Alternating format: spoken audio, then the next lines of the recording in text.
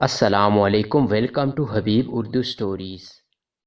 دوستو، ہم اکثر لوگوں کے گم ہو جانے کی خبریں سنتے رہتے ہیں، لیکن آج کی یہ کہانی انتہائی عجیب ہے۔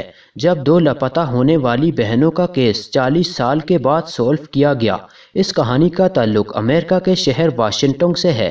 جان اور اس کی بیوی میری اپنی 2 بیٹیوں اور ایک بیٹے کے ساتھ یہاں رہ رہے تھے۔ 25 مارچ 1975 کے دن ان کے بچوں نے اپنے ماں باپ سے ایک شاپنگ مال میں جانے کی اجازت مانگی۔ انہوں نے اپنے بچوں کو اجازت تو دے دی، لیکن 4 بجے تک گھر واپس آنے کا کہا۔ اس کے بعد یہ تینوں بہن بھائی اپنے دوستوں کے ساتھ ایک شاپنگ مال میں پہنچ گئے۔ اس جگہ پہنچ کر سبھی بچے الگ ہو گئے اور کھانے پینے میں مصروف ہو گئے۔ دوستو، اب 4 بج چکے تھے اور سب بچے اکٹھے ہو گئے تھے، لیکن جان کی دونوں بیٹیاں وہاں نظر نہیں آ رہی تھیں۔ ان کے نام کیٹ اور شیلا تھا۔ یہ 10 اور 12 سال کی تھیں۔ ان بچوں نے ان کو پورے شاپنگ مال میں تلاش کیا، لیکن یہ بہنیں غائب ہو چکی تھیں۔ ان کا چھوٹا بھائی بہت گھبرا گیا تھا۔ اس نے گھر جا کر اپنی ماں کو سارا قصہ بتایا اور اس کی ماں نے وقت ضائع کیے بغیر پولیس کو اطلاع کر دی۔ یہ خبر ہر نیوز چینل اور ہر اخبار کی ہیڈ لائن بنی ہوئی تھی۔ دوسری طرف جان اور اس کی بیوی غم سے نڈھال ہوئے جا رہے تھے۔ دوستو، پولیس نے پورے شہر سے لے کر قریبی جنگل تک میں ان کی تلاش کر لی، لیکن ان بہنوں کا کچھ پتہ نہیں چلا۔ اسی دوران پولیس کو ایک آدمی لوئٹلی بھی ملا۔ اس نے بتایا کہ اس دن یہ بھی اسی شاپنگ مال میں تھا اور اس نے ان دونوں بہنوں کو ایک آدمی کے ساتھ جاتے دیکھا تھا۔ اس نے اس آدمی کا حلیہ بھی پولیس کو بتا دیا۔ اس نے یہ بھی بتایا کہ وہ آدمی لنگڑا کر چل رہا تھا، لیکن دوستو پولیس نے اس آدمی کے بیان کو اتنا سیریس نہیں لیا اور یہ کیس ٹھنڈا پڑ گیا۔ اس بات کو 38 سال گزر گئے، لیکن ان گمشدہ لڑکیوں کا کچھ پتہ نہیں چل سکا۔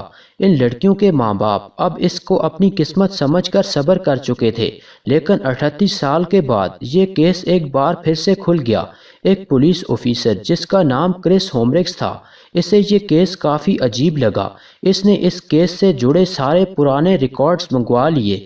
اسے لوئٹلی نام کے اس آدمی کا بھی پتہ چلا جس نے بیان دیا تھا کہ اس نے ان لڑکیوں کو ایک آدمی کے ساتھ جاتے دیکھا تھا۔ اس آفیسر کو حیرت ہوئی کہ پولیس نے اس آدمی پر نظر کیوں نہیں رکھی۔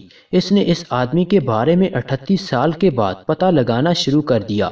کچھ دنوں کے بعد اسے لوئٹلی کے بارے میں ایک عجیب خبر ملی۔ پتہ یہ چلا کہ یہ آدمی ایک چھوٹی بچی کو مارنے کے جرم میں پکڑا گیا تھا اور اب جیل میں اپنی سزا پوری کر رہا ہے۔ دوستو، یہ پولیس آفیسر لوئٹلی سے ملنے جیل چلا گیا۔ اس کو شک ہوا کہ اگر یہ آدمی کسی بچی کو مار سکتا ہے تو یہی آدمی ان 2 بہنوں کے لاپتہ ہونے میں بھی ملوث ہو سکتا ہے۔ ہو سکتا ہے کہ اس نے پولیس کو جھوٹا بیان دیا ہو۔ کرس نے اس سے بہت سے سوال جواب کیے، مگر اس آدمی نے کوئی خاص جواب نہیں دیا، لیکن اس پولیس آفیسر نے ہمت نہیں ہاری۔ اس نے اس آدمی کے دوستوں اور رشتہ داروں کا پتہ لگانا شروع کیا۔ دوستو، اس آدمی کا پورا خاندان جرائم پیشہ تھا۔ اس چھان بین کے دوران اس پولیس آفیسر کو اس آدمی کے ایک کزن کے بارے میں بھی پتہ چلا۔ اس کا نام ہنری پارکر تھا۔ دوستو، یہ آدمی لوئٹلی کے ساتھ مل کر جرائم میں ملوث تھا۔ کرس اگلے 1 سال تک اس آدمی کو بھی ڈھونڈتا رہا۔ یہ آدمی ایک چھوٹے سے علاقے میں رہتا تھا جہاں صرف چند گھر تھے۔ پولیس کے آنے پر اس علاقے کے لوگ ایک جگہ پر جمع ہو گئے۔ پولیس نے جب ہنری سے ان 2 لاپتہ لڑکیوں کے بارے میں پوچھا تو اس نے کہا کہ اسے کچھ پتہ نہیں ہے، مگر یہیں موجود ایک بوڑھی عورت نے ایک ایسی بات کہی جس نے پولیس کو حیرت میں ڈال دیا۔ اس عورت نے کہا کہ 1975 میں اس نے اپنی آنکھوں سے دیکھا تھا کہ ہنری اور اس کا کزن لوئٹ 2 بیگ جلا رہے تھے اور بیگز جلانے کی وجہ سے یہاں بدبو پھیل گئی تھی۔